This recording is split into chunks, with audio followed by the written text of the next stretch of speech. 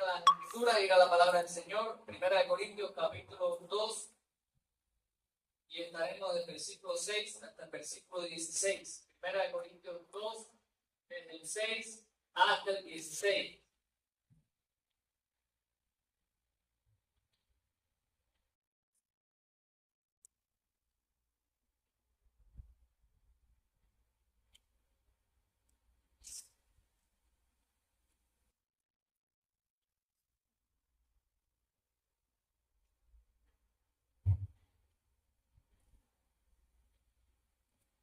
Corintios 12, 16, ¿estamos ahí?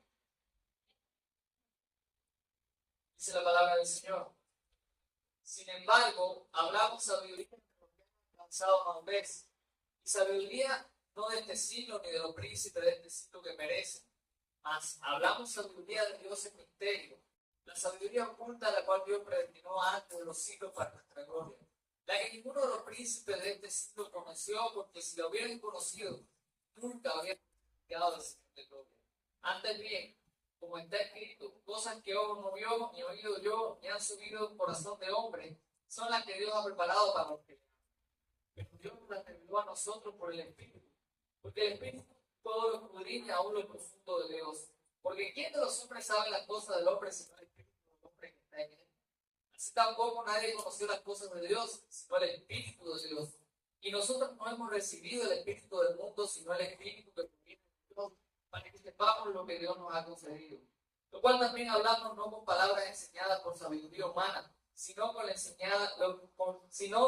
que enseña el Espíritu, acomodando lo espiritual a lo espiritual. Pero el hombre natural no percibe las cosas que son del Espíritu de Dios, porque para él su locura no las puede entender porque se han de discernir espiritualmente. En cambio, el espiritual juzga todas las cosas, pero él no ha juzgado a nadie. Porque ¿quién conoce la mente del Señor? ¿Quién instruirá? Mas nosotros tenemos la mente de Cristo. Oramos. Buen Dios, gracias por tu palabra, Señor, y rogamos, Padre, que tú nos hables esta mañana. Que tu Espíritu nos ayude a comprender tu palabra y que tu Espíritu nos ayude también a ponerla por obra en nuestra diario. Yo también al opositor para que la puedas poner. Hermanos, la semana pasada estábamos compartiendo acerca de la división y acerca de cómo, de este ruego que Pablo hace en el capítulo 1, versículo 10, a que la iglesia, en este caso la iglesia de Corinto, no estuviese dividida, no estuviese cada uno tirando para su lado. Y al final, cuando nosotros hablamos de las cosas, de cómo Pablo trata este tema, y cómo él expone de alguna manera el evangelio como ese antídoto, esa solución al problema de la división, algo que él sigue tratando. Esto es un tema que se trata hasta el capítulo 4, este tema de la división se entiende. Todo lo que estamos viendo, lo estoy poniendo en contexto porque aunque estemos tratando porciones diferentes, no está bajo el mismo problema, la división dentro de la iglesia. Y veíamos al final de inicio del capítulo 2, pero al final del pasaje que veíamos la semana pasada, que Pablo de alguna manera ha estado confrontando o rechazando de alguna manera esa sabiduría que viene del mundo. Y una pregunta que quizás puede haber quedado en nuestra mente, o quizás podría quedar en la mente de alguien, bueno, ¿es que acaso la sabiduría es mala?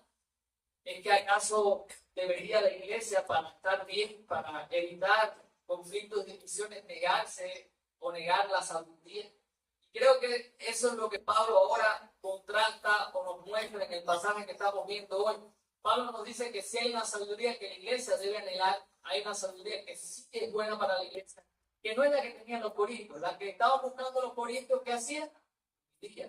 Traía conflictos, traía celo, traía contienda, porque ellos estaban detrás de la sabiduría de detrás de esa sabiduría, venían todos esos conflictos para la iglesia. Sin embargo, en la porción de hoy, Pablo nos dice claramente que si hay una sabiduría, la cual ellos han estado hablando, la cual él habló, la cual enseñó, que de alguna manera, aunque el pasaje no nos dice de manera explícita que esa sabiduría la debemos anhelar, que la debemos buscar, la idea que quizás podemos deducir detrás de lo que Pablo está diciendo en versículos 6 a 16 es que esa sabiduría es la que realmente necesita la iglesia.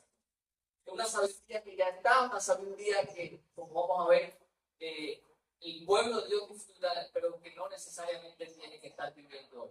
Yo quiero que veamos el pasaje de hoy a la luz de esta enseñanza. Nosotros necesitamos vivir bajo la sabiduría de Dios.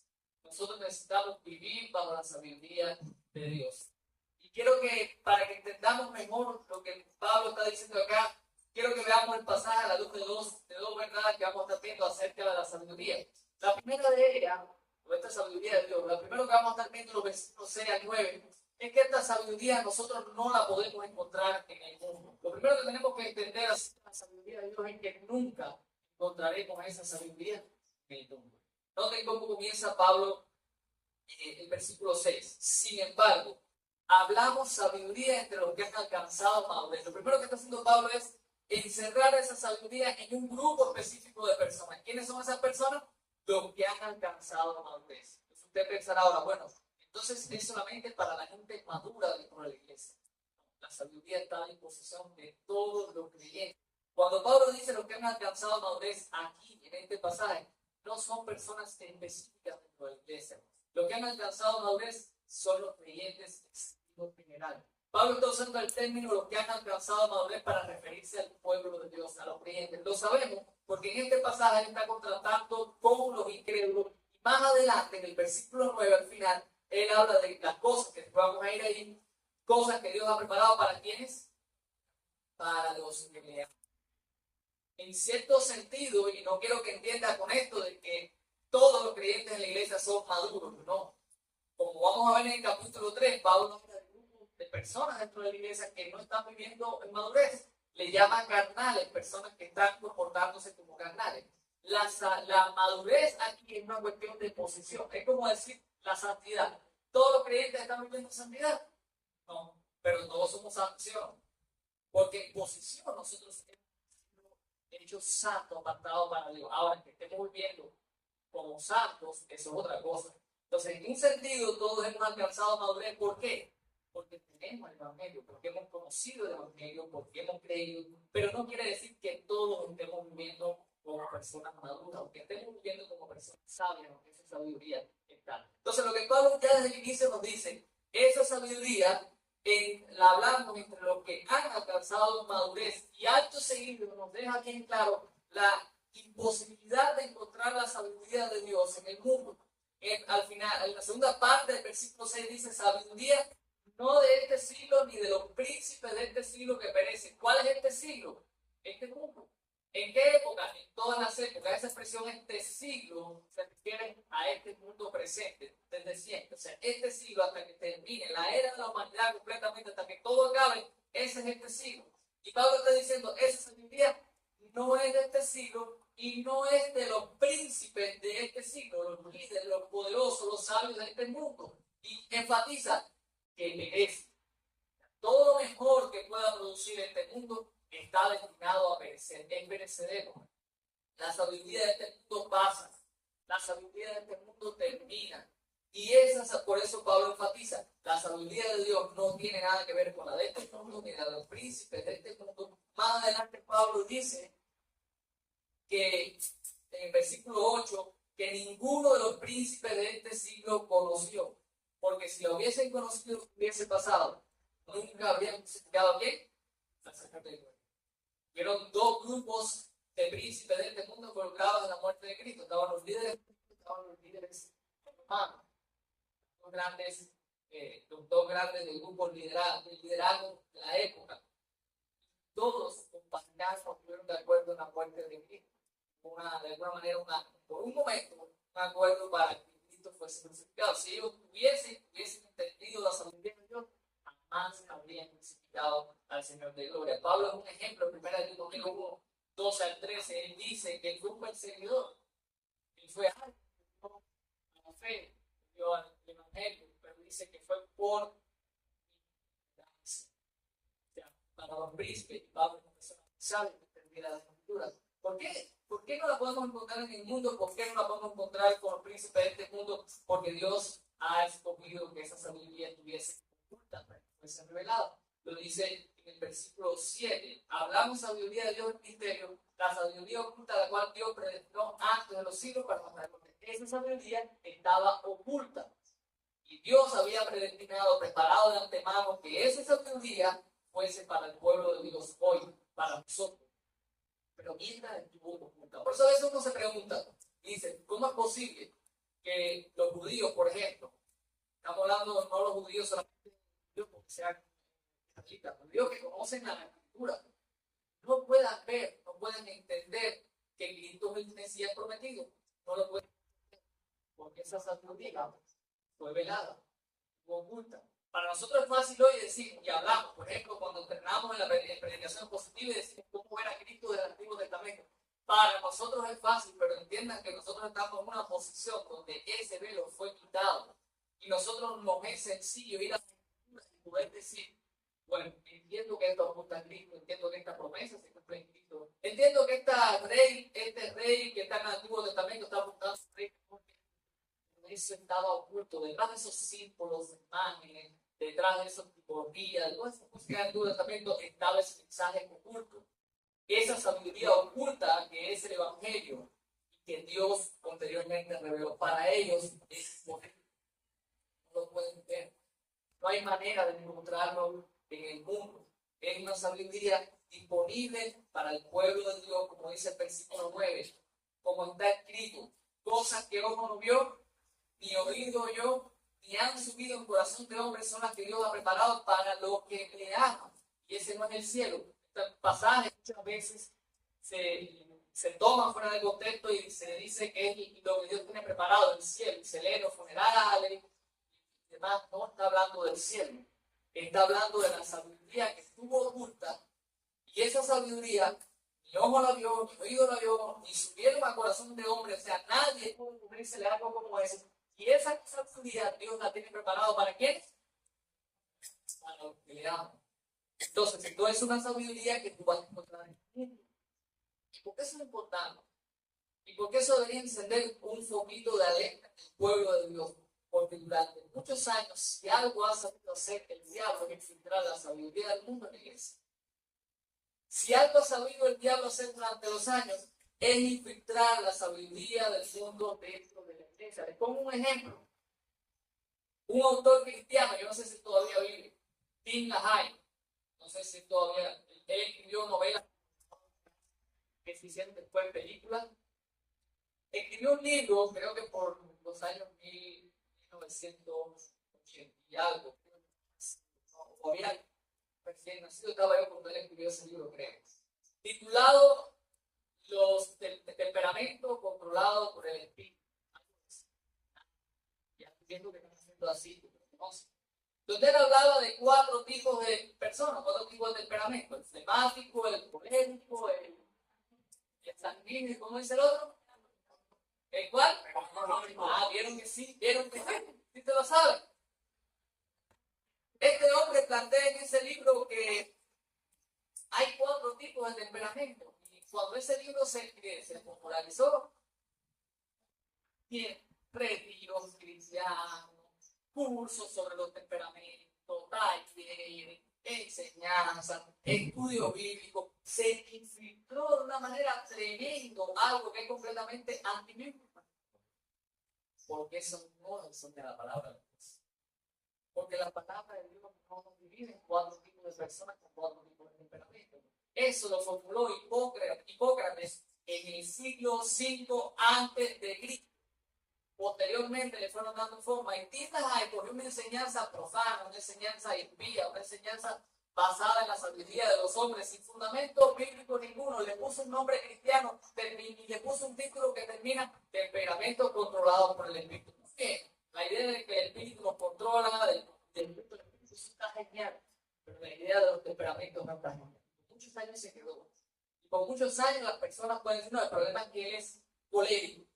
No, porque las personas son pecadores. Y nos encolerizamos y pecamos. El problema no es que yo sea. Yo tengo problemas de mi pecado, no tengo que tratar. Entonces, enseñanzas como esa, yo les ponía en ejercicio y casi todo el mundo se lo sabe porque fue tan popular. Enseñanzas como esa han permeado la iglesia durante muchos años.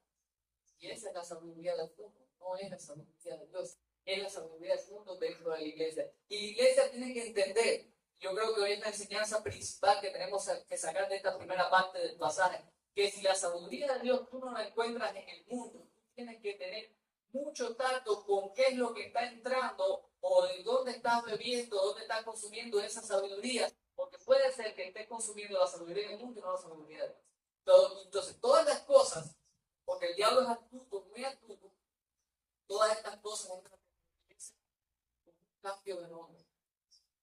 Y todo lo que dice cristiano no es cristiano.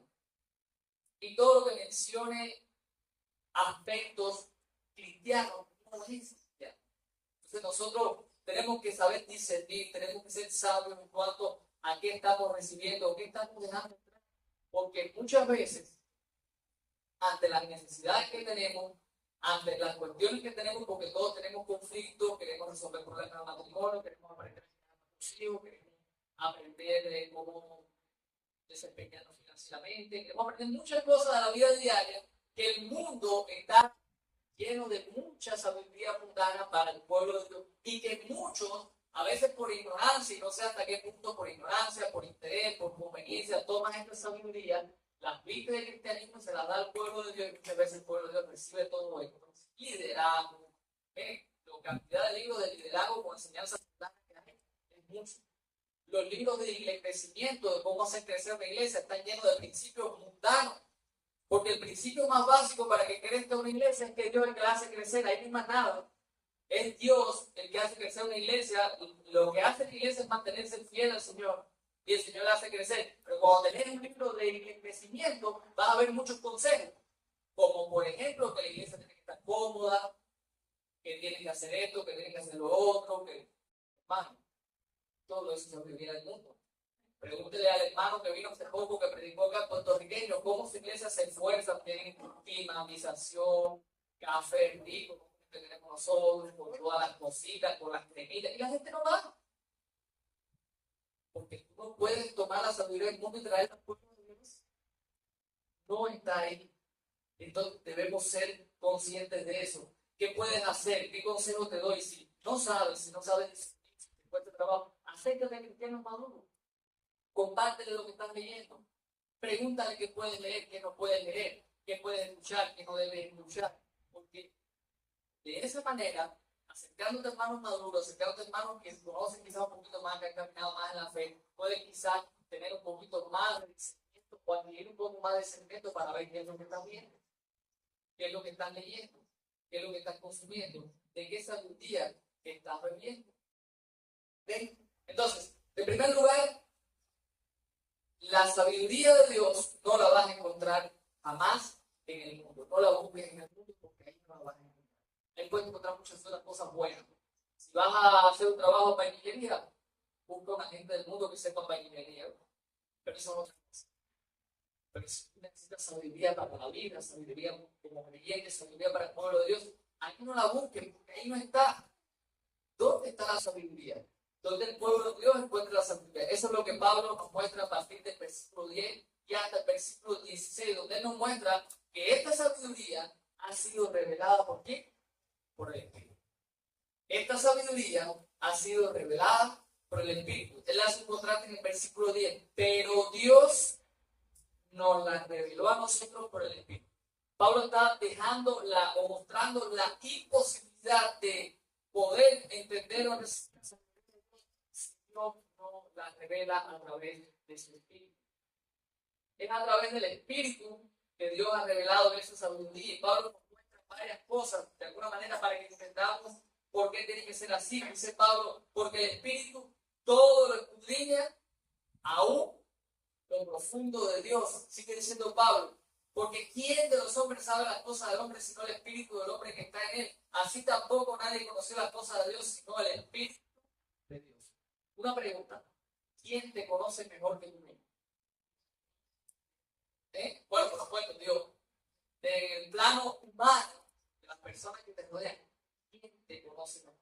Yo sé que tu esposa a veces dice, yo te conozco perfectamente. O tu esposo dice, yo te conozco. Pero en la práctica, nadie te conoce mejor que tú mismo. Por eso a veces nos sorprenden conductas de las personas. A veces, que fulano dijo qué, que fulano hizo qué cosa, pero ¿cómo va a ser? Pero fulano, porque no conocemos a la persona. a profundidad no vas a poder conocer. Y Pablo está usando eso como una ilustración, de la misma manera que nadie puede conocerte mejor que tú mismo. Nadie conoce mejor a Dios que es Dios mismo. Entonces Pablo está diciendo, ¿quién puede revelar mejor esa sabiduría que el Espíritu? El Espíritu es quien ha revelado esa sabiduría. Y dice Pablo en el versículo 12, que ese es el Espíritu que hemos recibido, no es del mundo, sino el Espíritu que proviene de Dios, para que sepamos qué cosa, lo que Dios nos ha concedido. Hermano, cada creyente tiene el Espíritu de Dios, algo que ocurre una vez en la vida de un creyente. Es importante recalcar esto. En Hechos 2:38 dice la Escritura que el Espíritu se recibe cuando tú te arrepientes. ¿Y qué? Es. El Espíritu viene a morar la vida de un creyente cuando esa persona se arrepiente, cree. Es la manera en que eso ocurre. Conversión es igual al corazón cambiado, al Espíritu morando en la vida de la persona. O sea, no hay una posibilidad de recibir ese Espíritu si uno te arrepiente y crees. Es muy importante. Entonces hay personas que visitan, que están dando vueltas realmente en la iglesia, nunca han tenido un encuentro con Cristo, porque nunca han reconocido que son pecadores, nunca se han arrepentido, nunca han creído, no tienen el Espíritu de Dios. Y sin ese Espíritu es imposible tener la sabiduría de Dios. Eso explica entonces por qué es que el incrédulo no entiende las cosas de Dios, como dice el versículo 14. El hombre natural, ¿cuál es el hombre natural? El hombre que no tiene el Espíritu, porque está en su estado natural. Su estado natural de incredulidad, su estado natural de rebeldía contra Dios, su estado natural de pecado. Ese hombre no percibe las cosas que son del Espíritu. ¿Por qué no las percibe? Porque se han de creer. Porque para él son locura, dice ahí, y no las puede entender porque se han de discernir espiritualmente. Por eso, tu vecino, tu esposo, tu esposa que están incrédulos, no te entiende a ti. Por eso no comprende la pasión que tiene por Dios, por eso no entiende cómo vive, por eso no comprende. Por eso, como dice el apóstol Pedro, se asombra el incrédulo que tú no corras ese freno que ellos, porque no lo pueden entender. Y eso explica también por qué muchas veces fracasamos en nuestro trato y cuidado de los demás, porque queremos que nuestros hijos vivan como quienes tienen el Espíritu que no tienen. Porque queremos que mi esposa viva como alguien que tiene el Espíritu, pero no lo tiene. Y entonces imponemos conductas a los demás y prácticas en modo de vida y tratamos de cambiar a la gente por la fuerza cuando nosotros no somos el Espíritu Santo. Y es el único que puede cambiar, es el único que puede transformar, es el único que puede dar entendimiento para comprender la sabiduría de Dios que está ¿dónde? Revelado, el misterio que había sido oculto, que es Cristo. Cristo es un misterio oculto, es el Evangelio. Ahí está la sabiduría de Dios. Ahí es donde está la sabiduría que el pueblo de Dios debe buscar. Eso explica por qué el creyente está capacitado para evaluar todo, pero no para ser juzgado de otros. Continúa diciendo Pablo. En cambio, el espiritual juzga todas las cosas, pero él no es juzgado de nadie. El espiritual, aquí no es más, no es una persona específica dentro de la iglesia. El espiritual es el que juzga todas las cosas. Está capacitado para evaluar. Juzgar aquí no está en un sentido negativo de juicio. En un sentido de poder evaluar. La palabra juzgar, recuerde, significa poder emitir un juicio, evaluar. Entonces, el espiritual, el que tiene el espíritu, puede evaluar, puede entender por qué nos comportamos de una manera, cómo nos comportamos, cómo se comporta el otro, cómo vive, por qué. Pero el que no tiene el espíritu no puede ser, o sea, el espíritu no puede ser juzgado, no puede ser evaluado porque no tiene el espíritu. ¿Por qué? Porque esa persona, como dice aquí, no entiende, no discierne. Entonces, es un error que yo como creyente intente que un no creyente pueda juzgar mi conducta de manera de vivir cuando no tiene el espíritu para entender. Mucho menos aconsejarme y guiarme en mi andar cuando no tiene el espíritu. ¿Ok? Eso explica todo eso. Y la gran pregunta entonces que nosotros nos hacemos como el pueblo de Dios accede a esa sabiduría. Pastor, eso está claro, hay que orar al espíritu para que no la revele. ¿No? Hay que orar al espíritu, pero no para que te la revele. Porque si has entendido, si escuchaste lo que yo dije que esa sabiduría la reveló el Espíritu. ¿Por qué te la revela el Espíritu? La reveló el Espíritu. Ya esa sabiduría está revelada. ¿Cuándo la reveló? quiero que notes, hay un versículo que no lo comenté y lo dejé para el final con toda la intención, y es el versículo 13, donde tienes la clave, donde está esa sabiduría. Lo cual también hablamos, dice Pablo, no con palabras enseñadas por sabiduría humana, sino con las que enseña el Espíritu, acomodando lo espiritual a lo espiritual. Pablo dice que esa sabiduría es la que él habla, en ese contexto, la que él habla, y que la habla con palabras espirituales, acomodando lo espiritual. Lo espiritual significa hablando cosas espirituales en términos espirituales. Hermano, la clave de la sabiduría de Dios para el pueblo de Dios viva bajo la sabiduría de Dios es entender que esa sabiduría revelada por el Espíritu ya ha sido dejada para nosotros.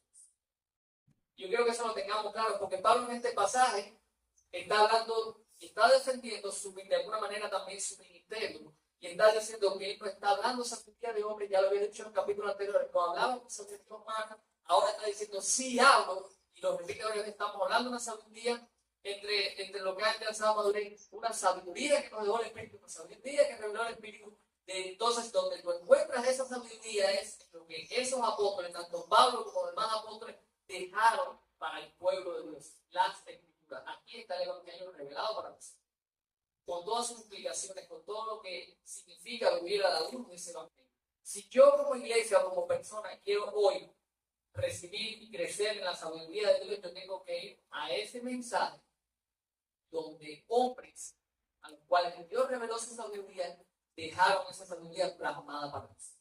Y el Espíritu, pastor, que haga con el Espíritu, ora para que te ilumine y te ayude en todo. No esperes una nueva revelación hoy, porque no hay nuevas revelaciones hoy. Ya no hay nuevas revelaciones, ya Dios reveló toda su palabra, es completa y es perfecta. Si yo llegara a un punto a pensar de que la palabra de Dios no está completa, yo pudiera decir, bueno, hay nuevas revelaciones por ahí todavía. Pero es que ya la palabra de Dios es completa y perfecta. Como usted lo sabe, pastor, porque la palabra lo dice en primera de Timoteo, capítulo 3, ¿cómo dice?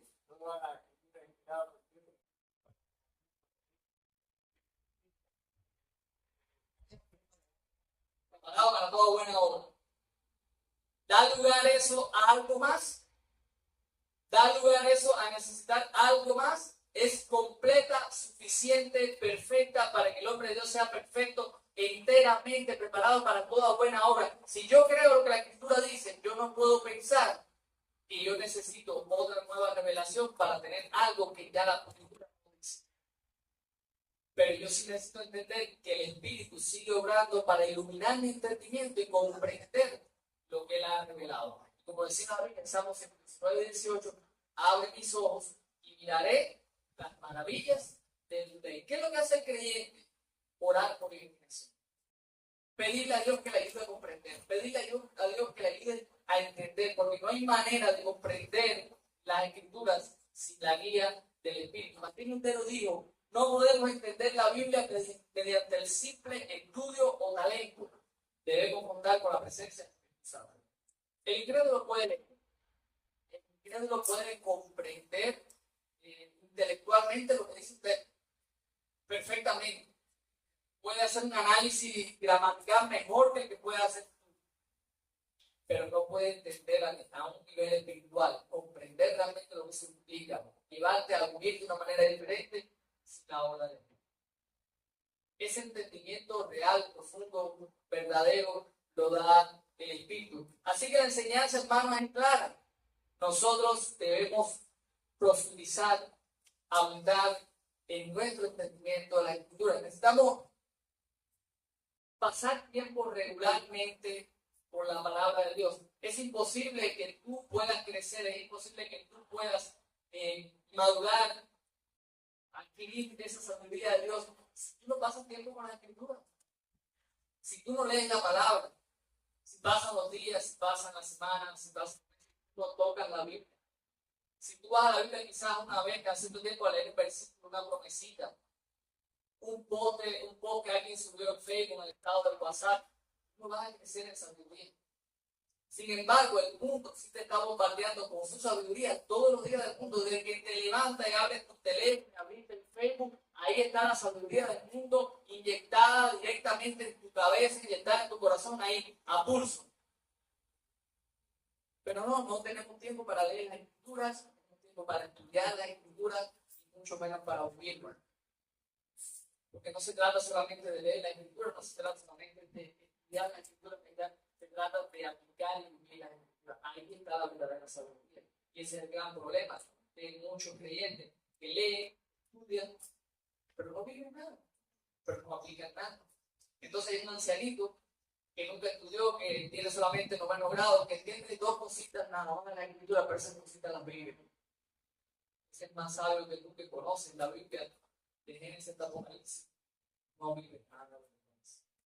Porque de hecho, mientras más conoces las Escrituras, más imprudente y poco sabio eres, o más responsable eres delante de Dios, porque al que mucho se le da, ¿mucho qué?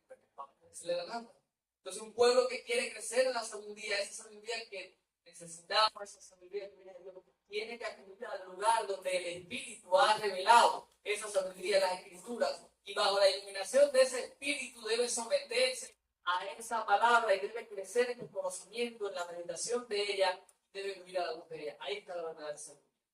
Ahí es donde se rompen los celos, ahí es donde se rompen las divisiones, ahí es donde tienen que acudir. Pero si tú sales corriendo cada vez que tienes un problema a buscar qué te enseña el mundo, pues tengo un problema para crecer, ver qué libro, de qué psicólogo encuentro por ahí para criar a mi hijo. No lo necesitas.